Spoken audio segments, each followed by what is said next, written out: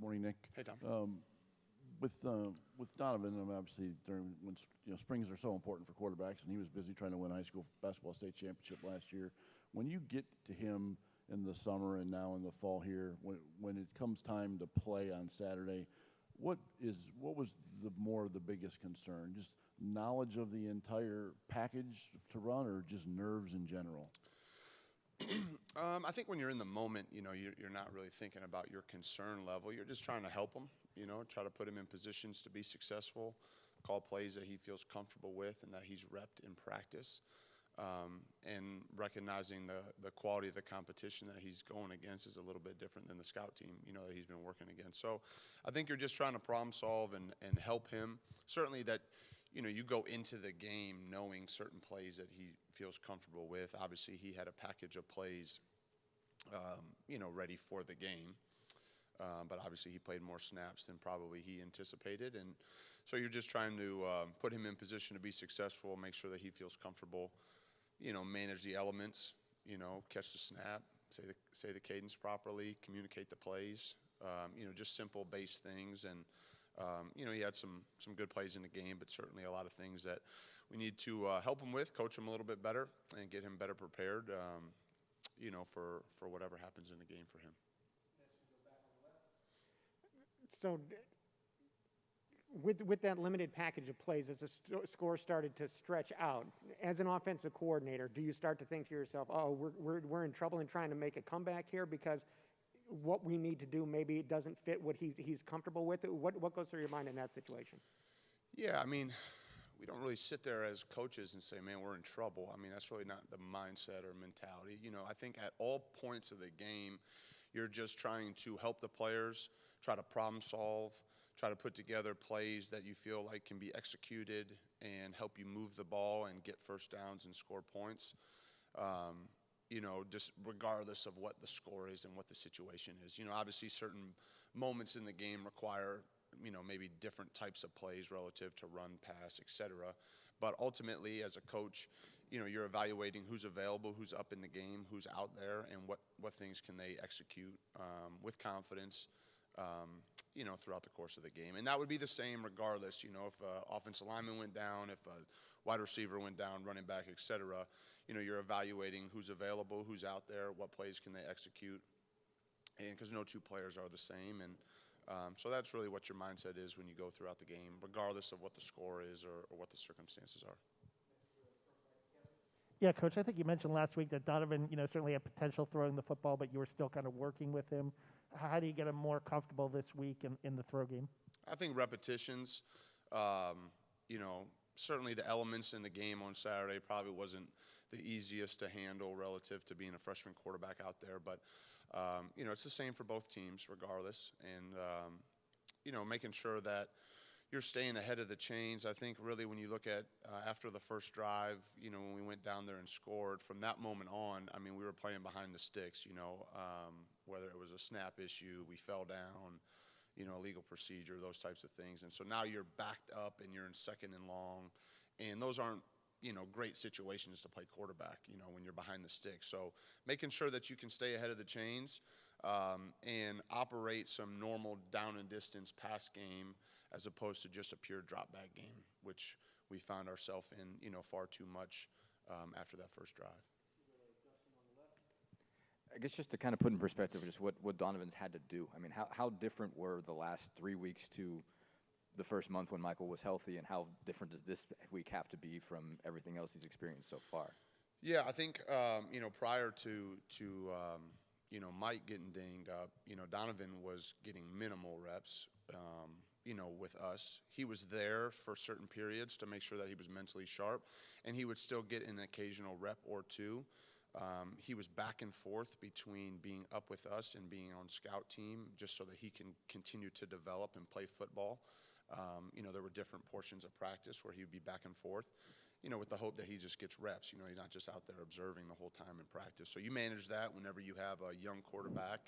Our philosophy has always been if you're a third-team QB, you're down on the scout team to just continue to play, to continue to get reps, even if it's of the opponent's scheme, curl flat, et cetera. So you want to make sure that they're getting reps. Since that time, obviously, he's been with us, and his reps have increased, throughout.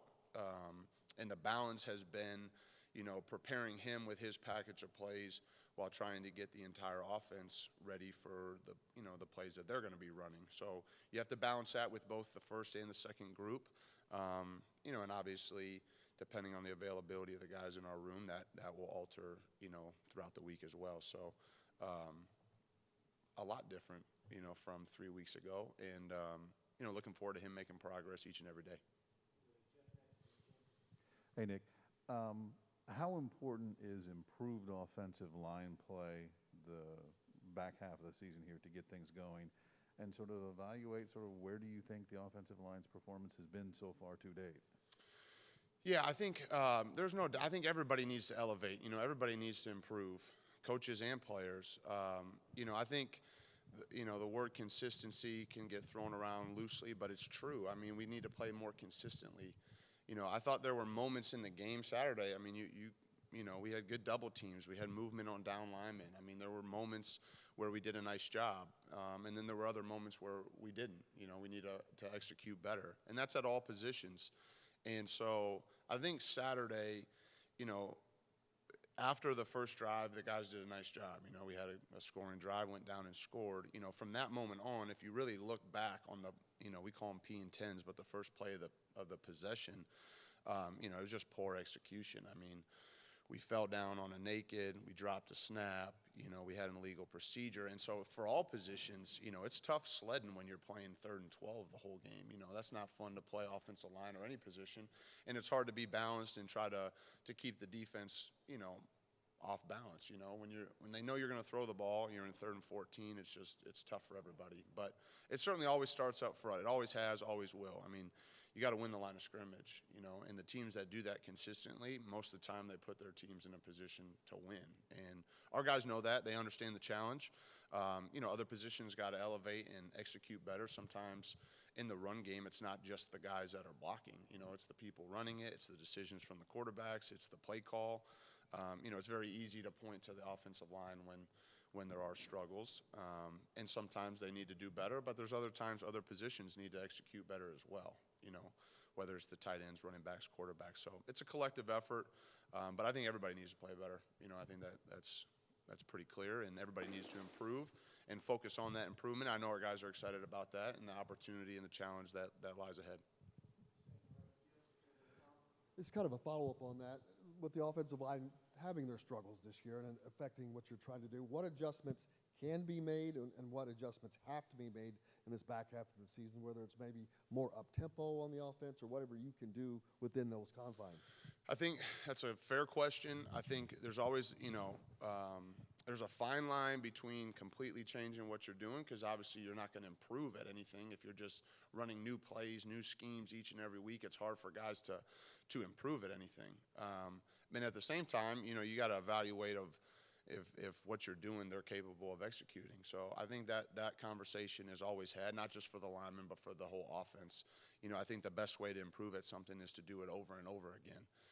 But at some point as a coach, you got to make a decision, is can we do this? It doesn't matter. We could do this 1,000 times, but if we can't execute, it won't matter. So, I think those alterations, whether it's tempo, scheme, formations, techniques, certain directions you're running the runs, passes, et cetera, you put all those things into evaluation.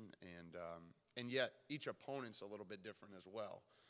No two defenses are the same. So sometimes issues arise in a game, you make those corrections, but they won't show up the rest of the year because you're not going to face that front or that, type of player or whatever it may be. So those conversations are had each and every week, and I think that's a fair point and a fair question.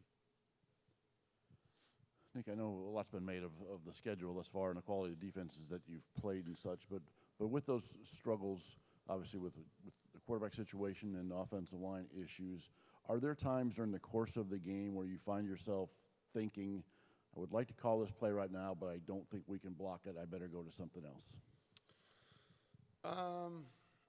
First off, we don't make any excuses for the quality of. I mean, we've always played quality opponents. I mean, our schedule. We've been in the Big Ten East my entire time here. This is what you come to a place like Indiana for, and this is what you sign up for, and you enjoy and embrace the competition. So we certainly don't make any excuses about who we've played. Relative to the selection of the plays, kind of to the question earlier, I think you're always evaluating that. You go into a game always optimistic, always encouraged, always excited about, allowing your guys to go out there and execute what you've practiced. And then there are times in the game where you have to reevaluate, based on the execution or, how the play is going. But Saturday certainly was unique. You got a true freshman quarterback out there for his first time. So, were there times in the game where you felt, that you had to call other plays than maybe what the majority of the group had practiced throughout the week? Certainly. But we don't make any excuses for that. We still can catch a snap or not fall down or line up properly. That has nothing to do with who's in the game. And those are the type of errors that you look at as a coach, and it can't happen. You can't do those types of things. So I think you're always evaluating that. You're always optimistic and encouraged and excited about the opportunity to compete. And I know the players feel that way. And then when you get into the game, whether good or bad, you make adjustments accordingly. Coach, Tom Allen made mention of it, but Grant Gremel seems probably going to get some first-team reps this week as well. How do you envision him working into the offense? And will he kind of be splitting time with Donovan? Maybe Donovan taking running downs, Grant taking passing, or is it going to be more of Donovan's show and Grant's just there to be his backup? Yeah, without letting Maryland know exactly the rotation at quarterback,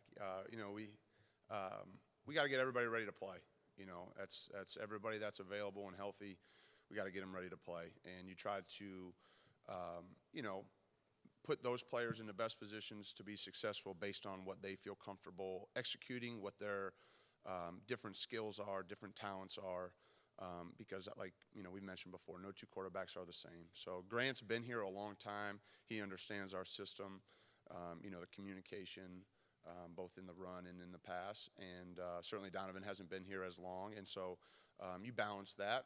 And that's the challenge is, getting everybody that's available ready to play, having enough variety of scheme, enough creativity to put those guys in good positions, whether it's a quarterback or another position. So, that's part of playing quarterback. When you're not the starting quarterback, regardless of, what your skill level is, what your experience is, it doesn't matter. You have to be prepared to play without a ton of reps.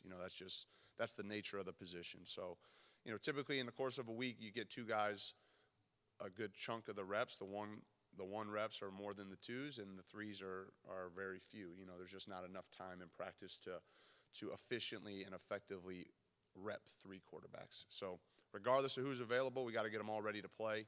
And guys, need to be prepared and take advantage of their opportunities, and we have full confidence in those guys to do that.